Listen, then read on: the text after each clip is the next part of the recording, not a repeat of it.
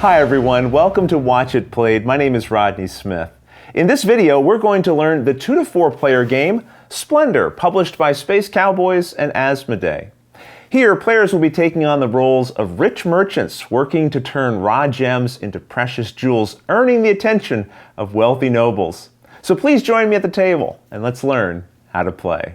To set up, divide the cards by their backs and shuffle them into 3 separate face-down decks, arranging them like this, with the single dot deck at the bottom and the 3-dot deck at the top. Then deal, face up, 4 cards from each, displaying them in rows. These are known as developments. These are the noble tiles. Shuffle and deal as many as the number of players plus 1 extra. I'm going to set up for 4 players, so I'll be putting out 5 nobles and returning the rest to the box. Finally, place the various tokens in their own separate piles sorted by color. There are 5 different types of gems and 1 pile of gold tokens. If you have 3 players, use only 5 of each gem type, but all of the gold. With 2 players, again, keep all of the gold, but only 4 of each gem. And that's the setup. Splendor is played over a series of rounds during which each player will get a turn. On your turn, you may choose to collect gems. Once you have enough gems, you'll be able to purchase a development. Gain enough developments and you'll be able to afford some of the more expensive ones, and those provide valuable prestige points. You may even attract the attention of one of these wealthy nobles, providing you with even more prestige. As soon as a player has 15 or more prestige points, that triggers the last round of the game. And at that point, whoever has the most prestige is the winner. The game starts with the youngest player and then goes clockwise around the table, and on your turn, you can choose one of 4 actions to take. One option is to take 3 different colored gems and place them in front of you. Gold is not a gem, so you cannot collect gold with this action. And keep in mind, the gems you have should always be clearly visible to the other players. Another option is to instead take 2 of the same color gem. But you can only do this if there are at least 4 of that chosen color within the stack. In a 4-player game, there are 7 gems in each of these piles, so I know I'm okay to take 2 diamonds. But let's say it comes back to my turn again, and the other players were also collecting diamonds, and now there's only 3 in this stack. That means I could not take 2 diamonds in one action. I'm going to have to wait until that pile gets replenished, and we'll see how that works in just a moment. Again, you can't take gold with this action. It's important to note, you can never have more than 10 tokens in your personal collection at the end of your turn. And that includes any gold tokens that you may have collected. So if that happens, then at the end of your turn, simply choose some to return to the supply so that you're back down to 10.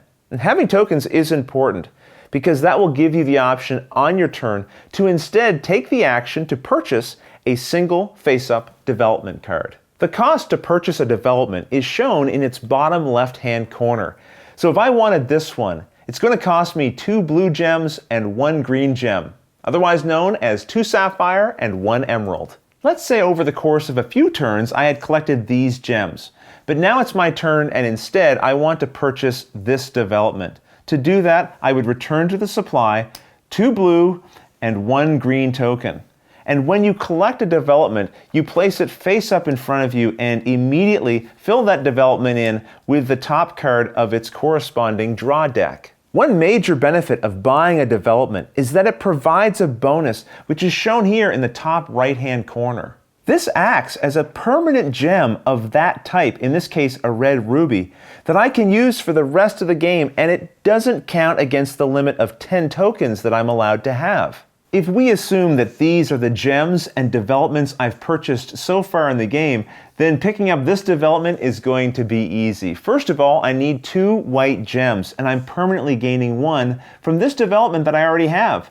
So I don't need to trade in 2 tokens, I only need to trade in 1 more. For the single red gem I need, I'm already getting it from this development. And finally, for the 4 black gems, I have 2 here, so I'll trade in 2 of these tokens for a total of 4. And now I don't only have another development, but a permanent blue gem I'll be able to use for future purchases. Also, some developments will show a value here. These are prestige points, and you're going to need at least 15 if you want to win. So the benefits of a development are probably pretty obvious at this point.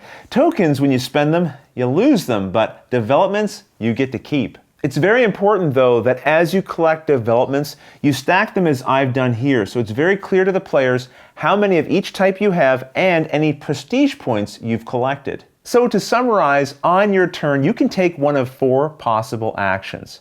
You could take 3 different colored gems and add them to your personal collection.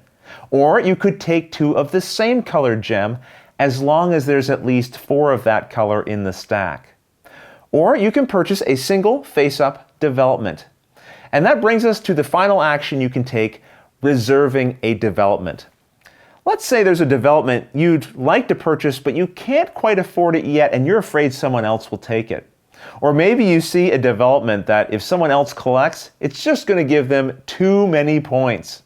So what you can do is reserve the development by simply collecting it and then replacing it with the top card of the appropriate deck.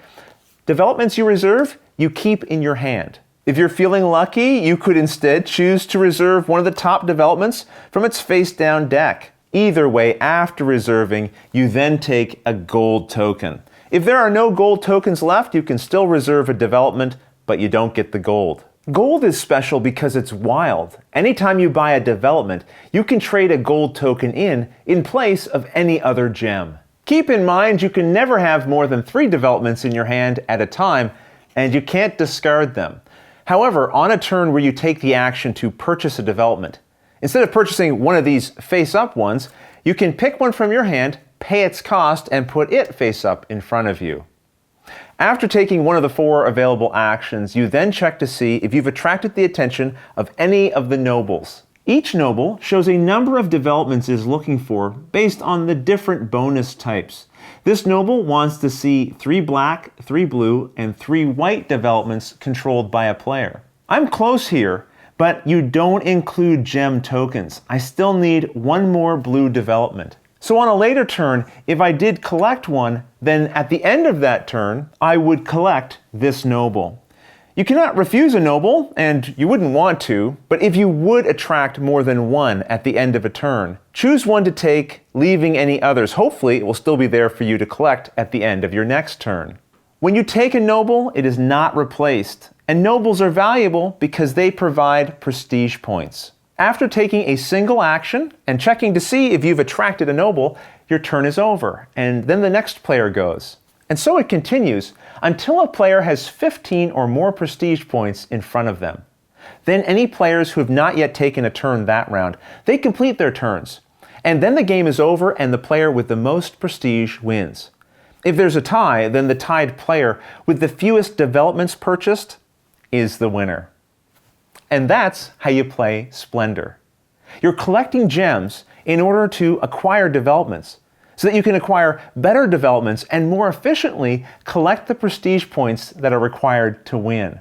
If you have any questions at all, don't hesitate to put them in the comments below, and I'll gladly answer them as soon as I get a chance.